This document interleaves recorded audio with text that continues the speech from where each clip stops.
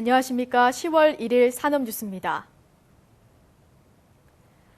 최근 신흥국의 금융위기 가능성이 대두되고 있습니다. 하지만 이러한 위기가 우리 기업들의 진출에는 기회가 될 수 있다는 의견이 많은데요. 정부가 효과적인 신흥국 시장 진출 전략을 논의하는 자리를 마련했습니다. 보도에 이창수 기자입니다. 우리나라 수출에서 신흥국 비중이 점점 커지고 있습니다.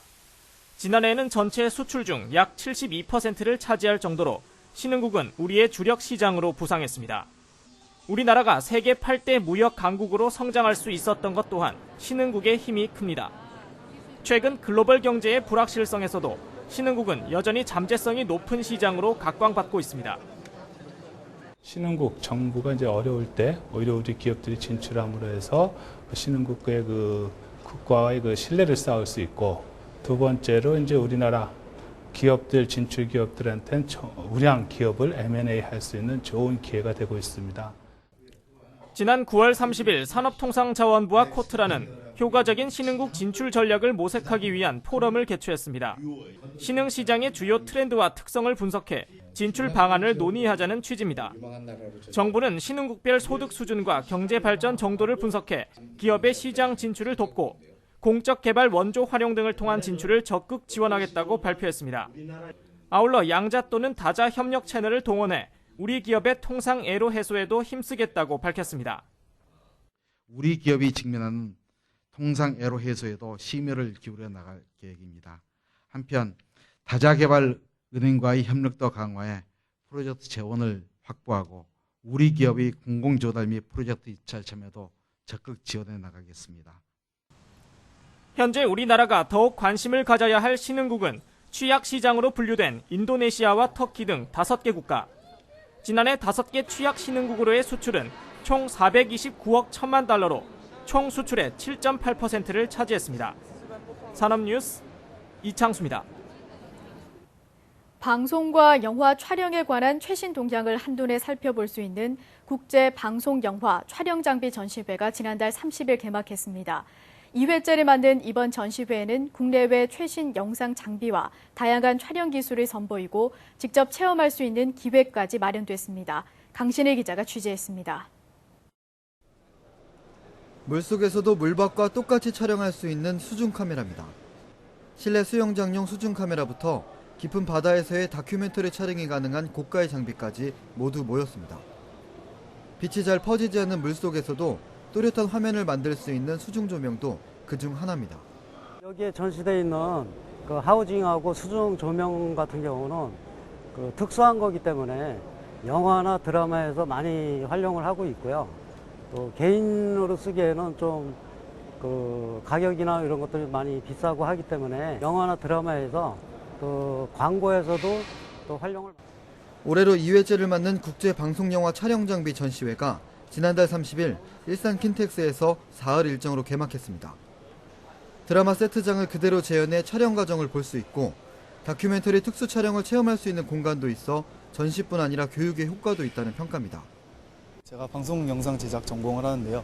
오늘 박람회 와서 보면서 많은 장비 만질 수 있어서 좋았고, 이렇게 만지면서도 나중에 만질 생각하니 굉장히 설레었고, 나중에 이제 많이 배워서 더 이렇게 잘할 수 있을 것 같아서 굉장히 좋은 기회였던 것 같아요. 전시회에는 국내외 50여 개의 영상 관련 업체들이 참가해 최신 기술을 선보였습니다. 급변하는 방송 제작 환경에서 영상 산업의 현주소를 볼 수 있는 국내 유일의 전시회입니다. 요즘은 자고는 항상 장비가 바뀌고 있지 않습니까?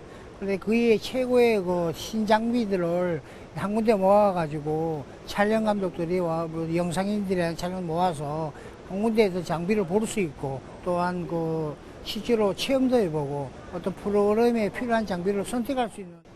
지금 이 순간 가장 새로운 장비를 한자리에 모은 이번 전시회에 내년에는 또 어떤 장비가 선보일지 기대됩니다. 산업뉴스 강신일입니다. 정부가 조선 해양 플랜트 산업의 동향을 점검하고 앞으로의 발전 방안을 논의했습니다. 윤상직 산업통상자원부 장관은 지난달 30일 김혜연 현대중공업 사장을 비롯한 조선업계 대표들과 간담회를 가졌습니다. 참석자들은 최근 국내 조선 해안 플랜트 산업이 구조적 전환기에 있다는 인식을 같이 하고 상생 협력을 통해 경쟁력을 높이는 데 뜻을 모았습니다. 특히 대형 조선소는 중소조선소의 기술력 향상을 돕기 위해 친환경과 고연비 관련 특허 기술을 중소조선소에 제공하기로 합의했습니다. 산업통상자원부는 지난달 30일 르네상스 호텔에서 셰일가스용 소재와 생산 시스템 개발, 테스트베드 사업 참여기업 대표 간담회를 가졌습니다. 퇴적암으로부터 추출되는 천연가스인 셰일가스가 최근 새로운 대체 에너지로 부각됨에 따라 관련 기술 개발과 시장 진출을 모색하는 자리입니다.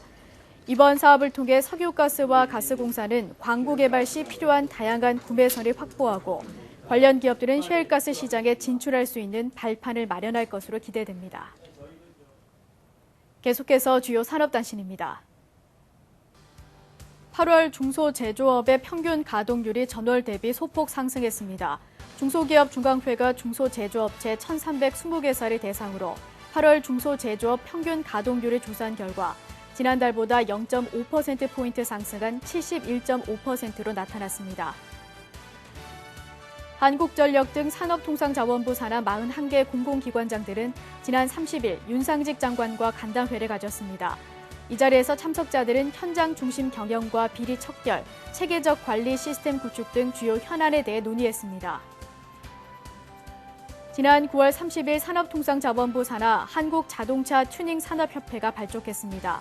협회는 자동차 튜닝과 관련한 평가와 인증 사업, 튜닝 부품 개발 지원 등 튜닝 산업의 기반을 조성하는 역할을 할 계획입니다. 산업통상자원부 기술표준화는 오는 5일까지 송도 컨벤시아에서 국제표준화기구 치과기술위원회 총회를 개최합니다. 이번 총회에서는 치과용 캐드와 캠 시스템 관련 표준안 4건이 중점 논의됩니다. 신흥국은 여전히 성장 가능성을 가진 매력적인 시장입니다. 국가별, 산업별 진출 전략을 철저히 세우고 접근한다면 우리 중소기업에겐 새로운 기회가 될 것입니다. 이상으로 산업뉴스 마칩니다. 고맙습니다.